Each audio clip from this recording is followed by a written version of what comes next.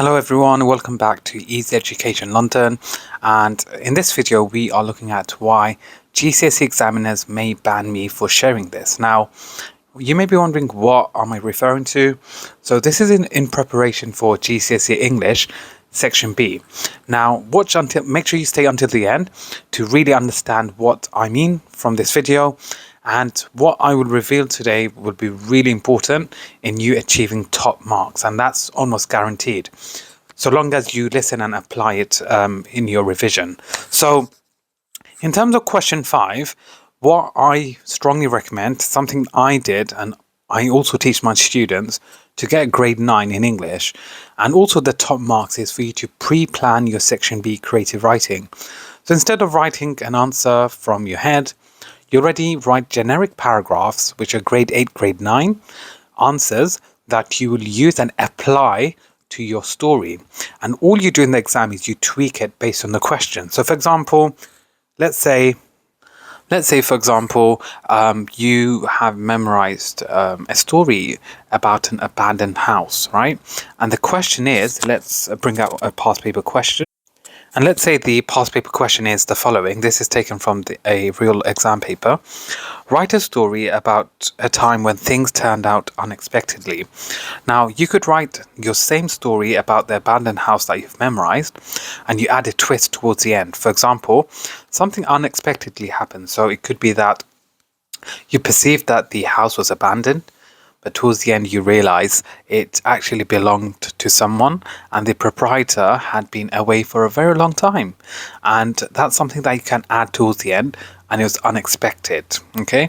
Or it could be that the house itself, which is abandoned, it belonged to someone you knew. So for example, you visit and explore one of these abandoned rooms, there's cobwebs, there's dust, but then you open the drawer, you open the cupboard, or you find something, you find a document, and the document actually reveals the abandoned house belongs to someone you know, or someone you knew. So that could be something that is unexpected, and you see how the paragraphs that you've memorized, that could still work in this exam question. So I hope you all have an understanding of what I mean by this. It's something so simple but effective for you to use in your exams. So you can memorize positive and negative paragraphs and use them to guide you and help you get those top marks. And it's something not many examiners and majority of teachers don't teach, because it's something that's easy and effective, and it's almost a way to almost guarantee top marks. Now, don't forget to like this video, subscribe and share with your friends, as we have plenty more videos going live. And if you are interested in joining our amazing online revision classes, do contact us today via email, which is easyeducationlondon@gmail.com. You may ask, why should you join? We provide excellent classes with model answers, cheat sheets.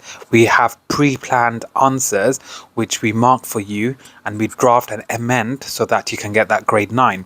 Our spaces are extremely limited, and we only have literally a few more spaces left. So if you are interested, do contact us today, as exams are starting very soon. Now, I've got some positive and negative paragraphs which you all can memorize and use in your exam. And remember, this is a part 1. There will be a part 2 where I'll show you the full model answer that you all can memorize and actually use in your exam. So let's have a look at it in further detail. Now, as you can see, these are some positive weather paragraphs that you all can memorize and use. Now, there are common things that you can describe in any story. Correct me if I'm wrong. Can you describe the sky? Yes. Can you describe the sun? Yes. Can you describe the land? Yes. Can you describe the sea? Yes. If you're writing the story and you've got characters, can you describe how a character is feeling, either excited or nervous or disappointed, one or the other? So can you see? It's either going to be positive or negative. Positive weather, negative weather. Positive emotions, negative emotions. So if you memorize these positive and negatives, then 100% you can use them in your exams.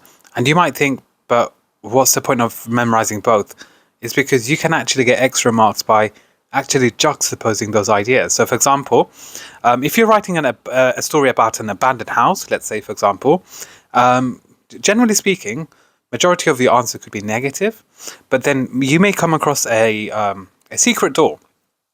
You open that secret door and you enter utopia, okay? It's like entering heaven. And that's where your positive weather paragraph comes in. So if you had memorized this, then it would guarantee you top marks. So let's have a look at it. It reads, the sunlight streams down like a shower of gold, glistening on the leaves and turning the world into a wonderland. Calm and cool, the air is filled with the scent of freshly cut grass and blooming flowers like a perfumed paradise. Meticulously, the birds flit from tree to tree, their wings like delicate fans, as if they are the messengers of the gods. The world is a living, breathing creature bursting with energy and vitality. It's a day fit for the gods themselves, a day when even the most mundane acts seem magical and wondrous.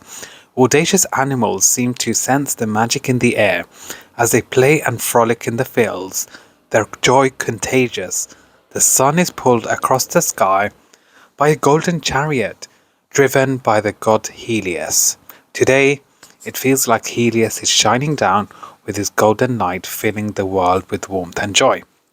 Now, based on what I said literally 2 minutes ago about this story about the abandoned house, what do you think? Is this a paragraph that you can use it in your story? Yes or no? Absolutely. The answer is yes, you can. Another alternative, the second one, same thing on positive weather, a slightly different variation. The blazing hot sun shined its glory while sunbathers relaxed below. My family and I were mesmerized as we inched closer and closer to the yacht. A throng of sensations rushed up my body as I stepped into euphoria. Luxurious bedrooms, state-of-the-art kitchen, and endless rows of delectable drinks. This was a utopia. My taste buds began to celebrate as I sipped on a refreshing lemonade. So refreshing to the point I was hypnotized. Okay? So, are these paragraphs that you can memorize and use in any story? 100%. Okay? All you have to do is you need to tweak it. Maybe even some of the words you may have to tweak around, for example, yacht or, XYZ. But the general body of the paragraph, you can use 100% in your exam. Now, I will stop there for today because it's quite lengthy and I do want to have it in part 1, part 2, etc. So tune in to part 2 where I'll be going over the full answer.